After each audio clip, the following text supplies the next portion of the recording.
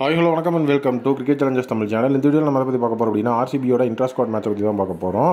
Team கோலியில் Virat Kohli, David Padikkal, Phil Salt, Krunal Pandya, Tim David, அதுக்கப்புறம் வந்துட்டு மனோஜ் பங்கஜ், புவி, ராசிக் சலாம்தார், ஸ்வப்னில் சிங்லாம் இருந்தாங்க. ஸோ அடுத்தது வந்து பார்த்தீங்க அப்படின்னா team Rajat Patidar, Swastik Chikara, Jitesh Sharma, Liam Livingstone, Jacob Bethell, Romario Shepherd, Yash Dayal, Suyash Sharma, Mohit Rathee, Thushara இருந்திருக்கிறாங்க. ஸோ ஃபஸ்ட்டு வந்து பார்த்தீங்க அப்படின்னா நம்மளுடைய டீம் கோலி தான் பேட்டிங்கை வந்து சூஸ் பண்ணியிருக்காங்க. ஸோ டோட்டலி வந்து பார்த்தீங்கன்னா Virat Kohli, Phil Salt already வந்துட்டு நம்மளுடைய பிரைமரி ஓப்பனிங் அப்படிங்கிற அந்த ஒரு காம்பினேஷன் தான்.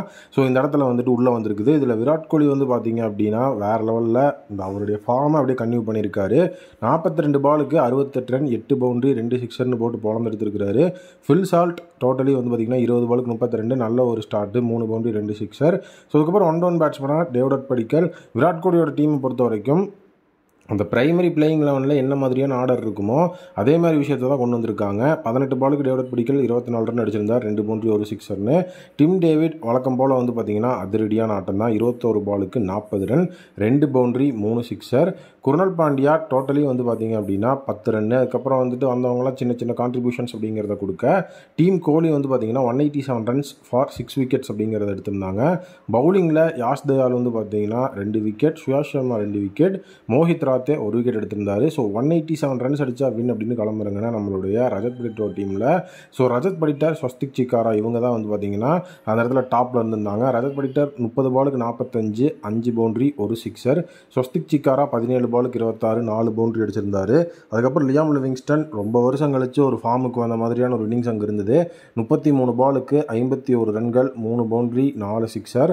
ஜேக்கப் பெத்தல் 8 பாலுக்கு 10 ரன் தான் அவரால் அடிக்க முடிஞ்சுது. ஸோ டோட்டலி வந்து அந்த இன்ஜுரி அப்படிங்கிற கர்ஸ்க்கு அப்புறமா ஜேக்கப் பெத்தல் ஸோ இப்போ தான் வந்துட்டு அந்த ப்ராக்டிஸ் மேட்ச்க்குள்ளே கொஞ்சம் ஹையாக வராரு. ஸோ ஜேக்கப் பெத்தல் ஓவரும் வந்து போட்டிருந்தாரு. ஜிதேஷ் சர்மா 18 ரன். ஸோ அதுக்கப்புறம் வந்தவங்க கிட்ட இருந்து ஒரு பெரிய லெவல் கான்ட்ரிபியூஷன் இல்லை. ஸோ டோட்டலி வந்து பார்த்தீங்க அப்படின்னா ஒரு டாப் கிளாஸ் பவுலர்ஸாக இந்த மேட்ச்சில் இருந்தது புவி அண்ட் ஜாஸ் ஹேசல்வுட். 4 ஓவருக்கு 22 ரன் விட்டு கொடுத்து 3 விக்கெட் எடுத்திருந்தாரு. அதே நேரம் புவி 4 ஓவருக்கு 2 விக்கெட் அப்படிங்கிறத எடுத்திருந்தாரு. டோட்டலாக 181 ரன்ஸ் தான் அவங்களால் அடிக்க முடிஞ்சது. டீம் கோலி வந்து பார்த்தீங்க அப்படின்னா 6 ரன் வித்தியாசத்தில் அந்த மேட்ச் அப்படிங்கிறத வின் பண்ணாங்க. ஸோ ஜாஸ் ஹேசல்வுட் ஒரு பெரிய லெவலில் 3 விக்கெட் எடுத்தோட மட்டும் இல்லாமல் க்ரூஷியலாக 10 டாட் பால் அப்படிங்கிறதையும் அந்த இடத்துல வந்து போட்டு அசத்தியிருந்தார். ஸோ கண்டிப்பாக வந்துட்டு நம்மளுடைய ஆர்சிபி ஒரு பெரிய லெவலில் வந்து பார்த்தீங்கன்னா ஒரு ஸ்கோருக்காக தான் வந்து இந்த இடத்துல போயிட்டுருக்குறாங்க. ஸோ ஆர்சிபி கண்டிப்பாக பிளே ஆஃப்ஸ் அப்படிங்கிற அந்த விஷயத்துக்குள்ளே வந்துருவாங்க. அது நம்ம எல்லாருக்குமே தெரிஞ்ச ஒரு விஷயம் தான். ஏன் நான் இதை சொல்கிறேன் அப்படின்னா ஸோ பிளே ஆஃப்ஸ் அப்படிங்கிற அந்த ஒரு பேட்டில் இப்போது அந்த டாப் 4 அப்படிங்கிற விஷயத்தில் ஆர்சிபி வந்துட்டு 3rd பொசிஷனில் இருக்கிறாங்க. ஸோ இன்றைக்கி வந்து டெல்லி கேபிட்டல்ஸுக்கு எகெயின்ஸ்டாக அவங்களுக்கு மேட்ச் இருக்குது. ஸோ டோட்டலி வந்து பார்த்திங்கன்னா அதுக்கப்புறம் CSK, LSG, SRH, KKR. So இதில் வந்துட்டு சிஎஸ்கேக்கு எகெயின்ஸ்டான மேட்சையும் ஆர்சிபி பெரிய லெவலில் ஈஸியாக போகிறதுக்கான வாய்ப்பு இருக்குது. இதில் பெருசாக அவங்களுக்கு வந்துட்டு ஒரு பெரிய லெவலில் இந்த ஒரு டீம் அப்படிங்கிற மாதிரிலாம் கிடையாது.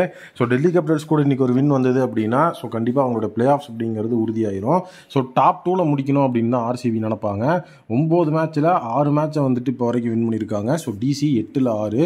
ஸோ இன்றைக்கி டிசியை வீழ்த்துறோம் அப்படின்னா ஸோ நம்ம வந்து டாப் 2க்குள்ளே ஈஸியாக நுழைஞ்சிடலாம். ஸோ கண்டிப்பாக அது வந்து ஒரு பெரிய விஷயமா இருக்குது.